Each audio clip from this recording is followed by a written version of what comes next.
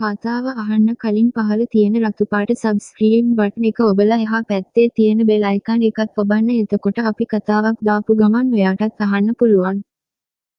මුහුණ සෝදගෙන පවුඩර් ටිකක් තවරගෙන මම මැඩම්ගේ රූම් එකට ගියේ තවමත් වේදනාවන් පහව නොගිය කෙන් යුතුවයි.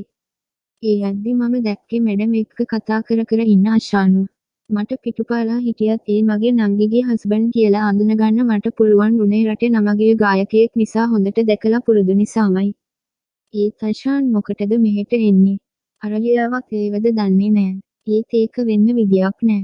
මෙතන ඉන්න අය කවුද කියලා දැනම මොන ගෑ මිද Tamanගේ මිහව මෙහෙම තැනකට එවන්නේ. බලමුකෝ මොකාටද එන්නේ කියලා. සීපාලිකා come here darling. මැඩම් මේ සර්ව එක්කගෙන යන්න. 2 hours okay. දෙයන්නේ අශාන්ද එතකොට මං වෙනුවෙන් අපොයින්ට්මන්ට් දාලා තියෙන්නේ. අරලියා දැනගත්තොත් විසුමක් වෙන්නේ නෑ. මොනවා කරන්නද කියලා හිතාගන්න බැරුව ඉද්දි අශාන් පුටුවෙන් නැගිටලා මං දිහා බැලුවේ ඇසුස්සලා.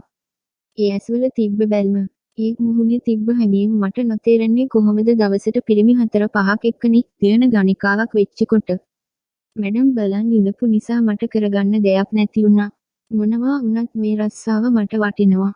දැන් සමාජයෙන් එළියට ගිහින් වෙන රස්සාවක් කරන්න බැරි තරමටම මාව ප්‍රසිද්ධ වෙලා නිසා. සීපාලි, what happened darling? ඔයා බය වෙලාද ඉන්නේ? අෂාන්, ඔයා ඇයි මෙහෙ? දන්නවනේ මේක මොන වගේද තැනක්ද කියලා. බබා, ඒ දැනම තමයි මං ආවේ. ඒ අපිට මෙහෙට එන්න බැරිද සීපාලි? වෙන කෙනෙක් වුණා නම් මම මෙහෙම කියන්නේ අෂාන්. වත් එයා මගේ බ්‍රදර් ඉන්ලෝ. මගේ නංගිගේ හස්බන්ඩ්. සීපාලිකා ඉනෙන් පහලට නේද එකම් නෑ කියලා අහලා නැද්ද? අනික අරලියා උනත් ඔයා එක්ක රිලේෂන්ෂිප් එකක් නෑනේ දැන්. මං ඔයා වෙනුවෙන් පේ කරලා ආවේ. ඔයාට තේරෙනවා ඇතිනේ මම ආවේ ඇයි කියලා. අෂාන් මම ළඟටම ඇවිත් පිටිපස්සේ නත් දෙක දාලා මාව වැළඳගත්තා. මගේ කන් පෙත්තක් සිපගෙන ගෙල මුලට මුහුණ රැඳෙවුවා. ඒ මුහුණු ස්පර්ශයෙන් මට අමුත්තක් දැනුණා. සපුමන් එකමත් එක දවසක මේ වගේම මගේ කන් පෙති සිපගත්තා මට මතකයි. ඒත් රාගය ගෑවිලාවත් නැති සිනහස පිරුණු ඒ හිතත් රාග ගින්නෙන් දැවෙන මේ හිතත් සමාන කරන්නේ කොහොමද? මොනවද දෙයනේ මේ වෙන්නේ? මම කොහොමද දැනම මගේ නංගිගේ හස්බන්ඩ් එක්ක ඉන්නේ? ඇයි දෙයනේ ගෙදර ගෑ මේ කිද්දිත් මිනිස්සු සල්ලි ගෙවලා වෙන ගෑ ළඟට යන්නේ? සීපාලිකා ඔයා හැසිරෙන්නේ නිකන් තාම නොඉඳුල්ගේ ලෙක් වගේනේ. වටේම ඉන්නව අන්ට දෙන්න පුළුවන් නම් මේ මට බැරි. අෂාන් ස්ටුපිඩ් සීපාලිකා මොනැලේවා හොඳටම ඇති දැන්. මගේ ටයිම් එකත් වේස්ට් වෙනවා. කම්ඩාලි අෂාන් මගේ අතින් ඇදලා ඇදට තල්ලු කරලා දැම්මා. මොන අසරණ කමක්ද දෙයනේ. අල්ලේ නටවන රූකඩයක් වගේ වෙලා මම දැන්. සීපාලිකා මට තවත් එක කෙනෙක් විතරයි. ඒ නිසා මුන්ගේ ඔය ලොකුකම් මට දාන්න එන්න එපා.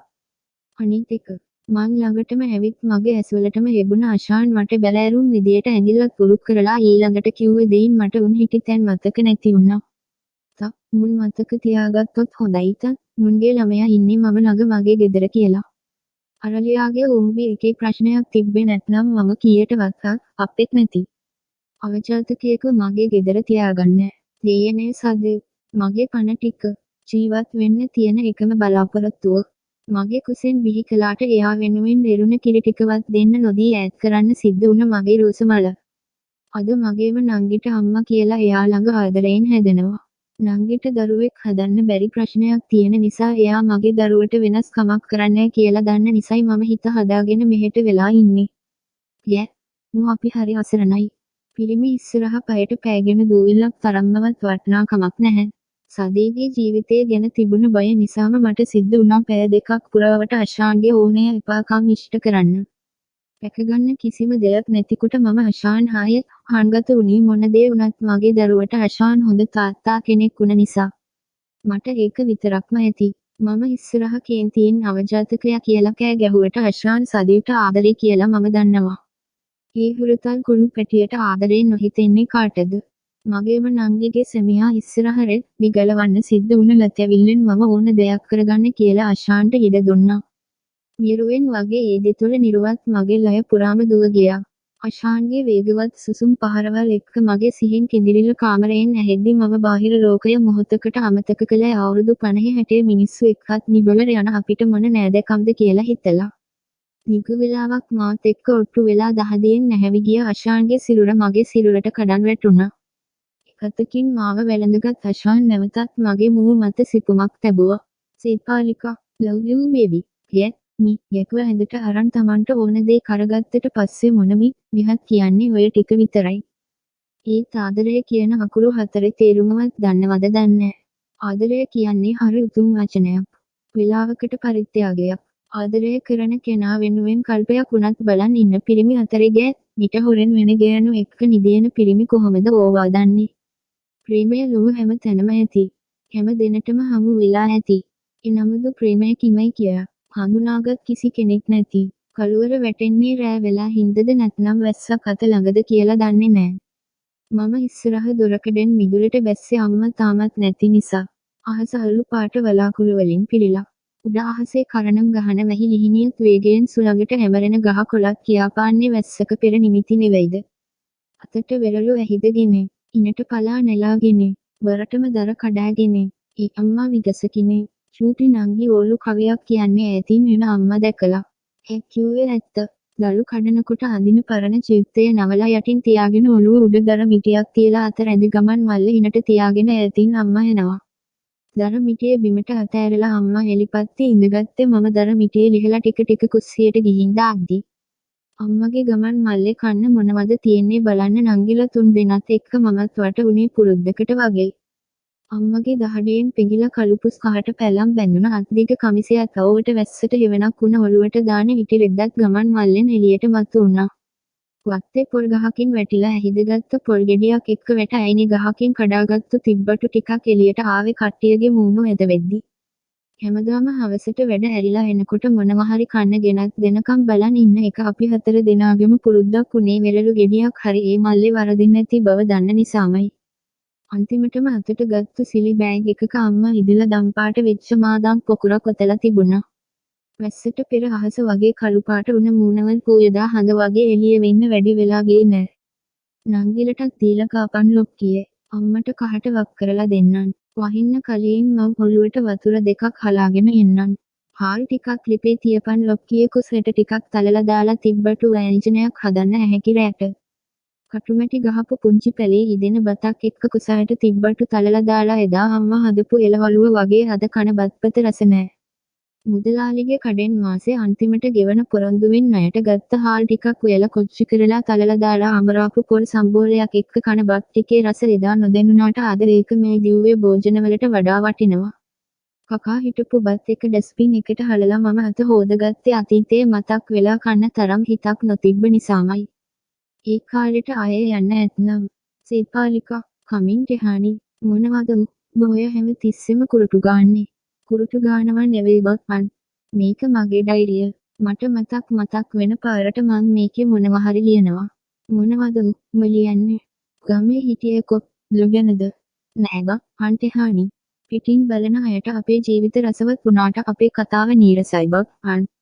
ඒ කෙනෙක්ට දෙයක් ගන්න පුළුවන් පාඩමක් ඉගෙන ගන්න පුළුවන් දෙයක් අපේ ජීවිතෙත් කොහේ හරි හැංගිලා තියෙනවා.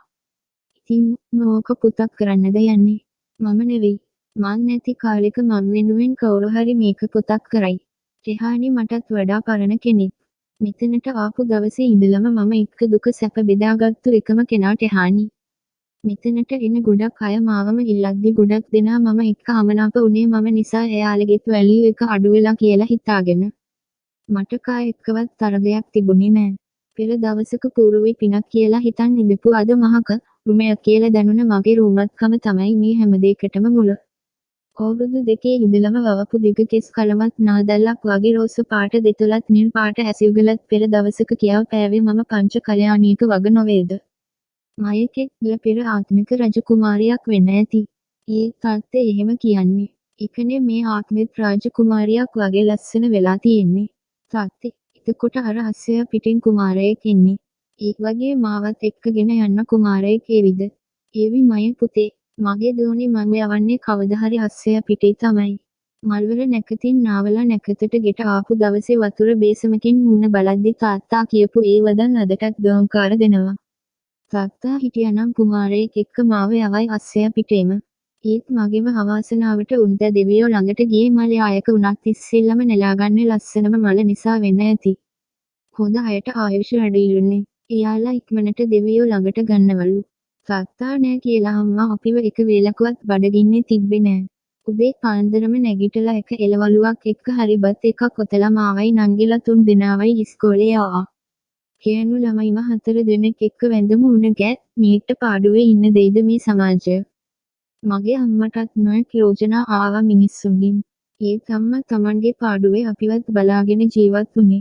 මියගිය තාත්තගේ ප්‍රතිභක්තිය තියාගෙන. අනේ අම්මා පල්ලා ගෑණියෙක්ට පාඩුවේ ඉන්න දෙන්නේ නැති හැටියක්. අසමජ්ජති කාලකන්ණි. මොකද නැන්දේ මේ කෑ ගහන්නේ? අනේ බලපන්කො සපුමල් පුතේ අර සුවාරිස. මං එන පෙරමග රැකන් හිටියා නෙවාද? අර මොකටද නැන්දේ? වෙන මොකටද? උන්දලගේ තියෙන අසහනේට මිසක්. මට බය මේකේ ලු 4 දෙනා ගැන. ඒක නම් ඇත්ත නැන්දේ. සේපාලිකා නංගි ඇහැට කනට පේන කෙල්ල. අරලියෝ උනත් දැන් පොඩි එකෙක් නෙමෙයිනේ. මන් නැති ජර්මට මේ පැත්ත ටිකක් විපරම් කරලා බලාපන් පුතේ. ගෙදර ගැන විපරම් කරන්න කියලා අම්මගෙන් අවසරය ගත්තු සපුමල් මගේ හිතට එබිකම් කළේ මම ඕ ලෙවල් ලියලා ගෙදර ඉන්න දවස්වල. නංගිලා 3 දෙනත් ඉස්කෝලේ යවලා අම්මත් වත්තේ වැඩට ගිහින් තිබුණ නිසා දවල් දවසේ ගෙදර තට්ට තනියම කල් ගෙවන මගේ පාළුව මැකුවේ තාත්තගේ පරණ රේඩියෝව. ලියු කවිපද 14 ලියාගන්නට බැරිව සිරවුන. එකම එක දිග පුංචි කවියක්. තවම ලියනවා මං. නුඹේ සුවඳ. සේපාලිකා. සින්දුවක් මුමුණමින් ඉඳපු මගේ දැහැන බිඳුනේ කවුරු හරි කතා කරන හඬින්. රේඩියෝ එකේ සද්දේ ටිකක් අඩු කරලා මම ඉස්සරහ දොරකඩින් මිදුලට බැස්සේ ආවේ කවුද බලන්න. එතකොටම මං දැක්කේ අවසානයක් නොවේ. ගොඩාක් ස්තුතියි ඔයාලගේ ප්‍රතිචාරවලට.